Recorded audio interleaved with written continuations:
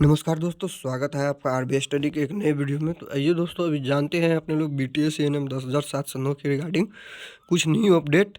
तो चलिए दोस्तों, वीडियो शुरू करते हैं। वीडियो शुरू करने से पहले दोस्तों, जितने भी मेरे न्यू व्यूअर हैं और एएनएम के ब्रदर एंड सिस्टर है, प्लीज़ सभी से रिक्वेस्ट है, चैनल को आप ज़रूर सब्सक्राइब करके रखिएगा, क्योंकि इसके रिगार्डिंग अगर कोई भी नया अपडेट निकल के आता है तो मैं वीडियो के माध्यम से आप लोगों को पहले ही अपडेट करता हूँ।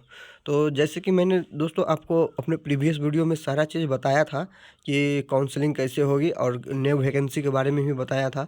आज मैं आपको फिर से एक न्यू पेपर कटिंग दिखाऊंगा और एक बात आपको बताने जा रहा हूं आज दोस्तों, कि पहला पॉइंट देखिए आज मेरा क्या है कि क्या सुनवाई के बीच काउंसलिंग प्रक्रिया हो सकती है। तो इस पे बहुत सारे कन्फ्यूजन है और बहुतों ने हमको मैसेज करा है कि उससे ऐसा हो सकता है कि अगर सुनवाई भी चल रहा हो और काउंसलिंग का प्रक्रिया भी चल रहा हो, तो इसको अच्छा से समझने का ज़रूरत है दोस्तों। तो हम आपको अच्छा से समझाने का कोशिश करते हैं, ठीक है। उम्मीद करते हैं कि आप लोग समझ भी जाएंगे। देखिए होता क्या है, मान लीजिए कि एक तरफ काउंसलिंग चल रही है और दूसरी तरफ जो है सुप्रीम कोर्ट में सुनवाई चल रही है, ठीक है। एक तरफ काउंसलिंग चल रही है, दूसरी तरफ सुनवाई चल रही है। मान लीजिए कि काउंसलिंग प्रक्रिया हो गई। मान लीजिए, हम ये नहीं बोल रहे हैं कि संविदा के आधार पे होती है या सीबीटी के आधार पे। मान लीजिए संविदा के आधार पे अगर काउंसलिंग की प्रक्रिया शुरू हो गई और हो रही है काउंसलिंग की प्रक्रिया, बट सुप्रीम कोर्ट में जो केस चल रही है, और सुप्रीम कोर्ट में आपको पता है कि दोनों पक्षों को बोलने का वहाँ पे जो है पूर्णतः आज़ादी दिया जाता है। ये नहीं कि एक पक्ष को सुन के वहाँ पे फैसला दे दिया जाता है, दोनों पक्ष को वहाँ पे सुना जाता है। ये सुप्रीम कोर्ट का बहुत बड़ा रूल है, ठीक है। और ये होना भी चाहिए दोस्तों, दोनों पक्षों को ज़रूर ही सुनना चाहिए। तो वहाँ पे सुनने के बाद ये हो सकता है कि अगर मान लीजिए कि संविदा के आधार पे इधर काउंसलिंग कर रही है और माननीय सुप्रीम कोर्ट का फैसला अगर आता है कि नहीं, इस आधार से नहीं होना चाहिए, ये गलत प्रक्रिया है। तो यहाँ पे देखिए ऑब्वियसली सी बात है कि यहाँ पे वो जो जो प्रक्रिया हुई है, वो प्रक्रिया को बंद करना पड़ेगा, ठीक है। कंट्राडिक्शन हो सकता है। तो ऐसा ऐसा जो है बहुत कम रेयर चांस है कि उधर केस का सुनवाई भी हो और इधर जो है काउंसलिंग की प्रक्रिया भी हो। आप ही सोचिए, मान लीजिए कि अगर फैसला अलग आ गया सुप्रीम कोर्ट का, तब तो आयोग द्वारा जितना कार्य किया गया है यहाँ पे, उसका तो कोई मतलब नहीं रह जाएगा दोस्तों। इसीलिए दो चीज़ यहाँ पे जो है, काउंसलिंग और सुनवाई, दोनों जो है एक साथ नहीं हो सकते हैं। जैसे कि मैं आपको एग्जांपल देता हूँ, बीटीएसई जेई का। बीटीएसई जेई में भी ऐसे ही हुआ था दोस्तों। वहाँ पे भी जैसे ही सुनवाई स्टार्ट हुआ था, तो सुनवाई स्टार्ट होने के बाद वहाँ पे क्या हुआ कि स्टे लग गया। सबसे पहले वैकेंसी पे स्टे लगा दिया गया और स्टे अभी तक लगा हुआ है वहाँ पे दोस्तों। तो यहाँ पे मैं आपको बताते चलूँ कि जैसे मैं आपको पहले वीडियो में दिखाया था कि अभी टेंटेटिव डेट जो है, कंप्यूटर जनरेटेड डेट मिल चुका है इस केस की सुनवाई के लिए सुप्रीम कोर्ट में। तो अब तो देखिए, अगर कोई कह रहा है कि हाँ काउंसलिंग होगा, तो किस आधार पे कह रहा है, अपने तरीका से कह रहा है या दूसरे के बातों से कह रहा है, वो वही जाने। क्योंकि अगर काउंसलिंग होगा भी तो इसका क्या औचित्य रह जाता है दोस्तों, इसका कोई औचित्य नहीं रह जाता है।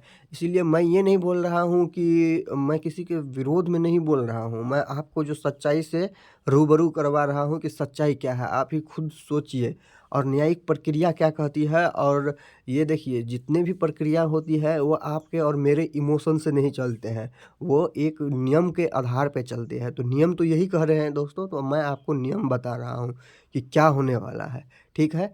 तो आप उम्मीद करते हैं कि फर्स्ट पॉइंट आप समझ गए होंगे कि क्या सुनवाई के बीच काउंसलिंग की प्रक्रिया हो सकती है। तो देखिए, सबसे पहले अगर सुनवाई स्टार्ट होगा सुप्रीम कोर्ट में, तो वहाँ पे देखिए स्टे लगने का चांस रहता है। क्योंकि बीटीएससी जेई में हम देख चुके हैं और आपको मैंने पूरे डिटेल्स में बताया है कि इस केस का क्या हुआ था, ठीक है। अब आगे बात करती है, जैसे कि मेरा पॉइंट है कि नई वैकेंसी आने की उम्मीद। देखिए दोस्तों, मैं आपको पहले भी बताया था और आज भी देख लीजिए कि हिंदुस्तान के जो ये पेपर कटिंग है उसमें आया है। और दूसरे से तो हमको मतलब नहीं है कि कौन कौन को वैकेंसी आ रही है, लेकिन देखिए एएनएम और जीएनएम का यहाँ पे आप देख सकते हैं। एएनएम जीएनएम के लिए 21,000 यहाँ पे आप इसको पॉज करके पढ़ सकते हैं। 21,000 पोस्ट जो है इस पे आने वाले हैं, ठीक है। और ये 21,000 पोस्ट में मैं आपको ये बता दिया हूँ कि ये 10,709 वैकेंसियाँ जो है वो वहाँ पे डिडक्ट हो जाएंगे।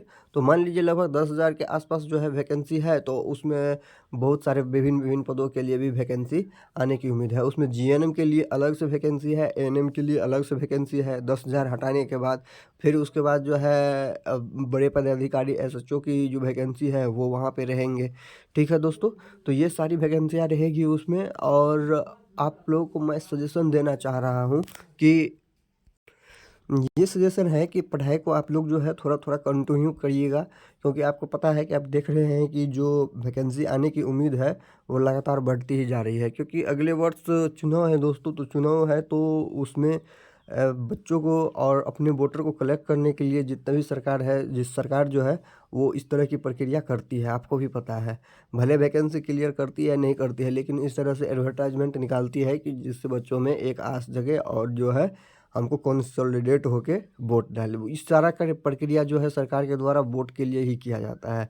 और ये देखिए, अगर ये वैकेंसी जो है ये 7,000 10,709 वैकेंसी एएनएम का, इसको जब तक क्लियर नहीं करेगा तब तक वो नई वाली वैकेंसी आगे बढ़ेगी नहीं है। लेकिन देखिए यहाँ पे जो है कुछ न कुछ जो है स्वास्थ्य विभाग के द्वारा और नोटिस और पेपर में जो है ये जानकारियाँ दी जा रही है कि हाँ इस तरह से वैकेंसियाँ हैं, जिससे बच्चों में उम्मीद जगे और वो जो है कुछ मैनिपुलेट हो। तो वो इस तरह का बात है दोस्तों, हम आपको बता चुके हैं पहले ही कि ये आगे की वैकेंसियाँ तभी आने वाली है और कुछ होगी जब तक ये वैकेंसी क्लियर नहीं होगी। तो ये वैकेंसी तो क्लियर होना है, उसके बाद ही ये आगे की प्रक्रिया करेगी। बट फिर भी मैं आप लोगों को ये इसलिए बता रहा हूँ कि पढ़ाई अपना थोड़ा बहुत स्टार्ट ज़रूर कीजिएगा, क्योंकि अचानक से कुछ भी नहीं होगा, ठीक है। और ये आएगा, ये तो तय है।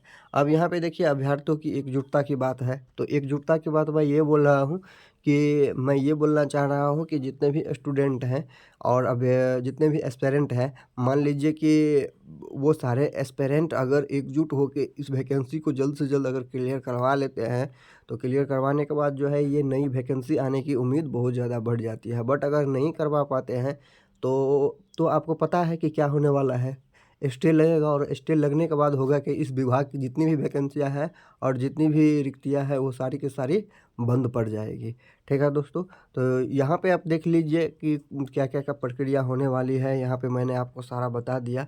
और आगे जो कुछ भी नया निकल के आएगा मैं आपको वीडियो के माध्यम से अपडेट करता रहूँगा। तो मिलते हैं नए वीडियो में। और इस बात पॉइंट को ज़रूर याद रखिएगा दोस्तों कि सभी अभ्यर्थियों का एकजुटता यहाँ पे बहुत ज़रूरी है, चाहे वो 2018 की नियमावली के आधार पे हो या सीबीटी के आधार पे हो, क्योंकि जो संविदा के आधार पे है उनमें उनमें से भी कुछ एक स्टूडेंट और कुछ एक अभ्यर्थी जो है क्वालिफाई किया है, और जो सीबीटी के आधार पे है वो तो है ही दोस्तों।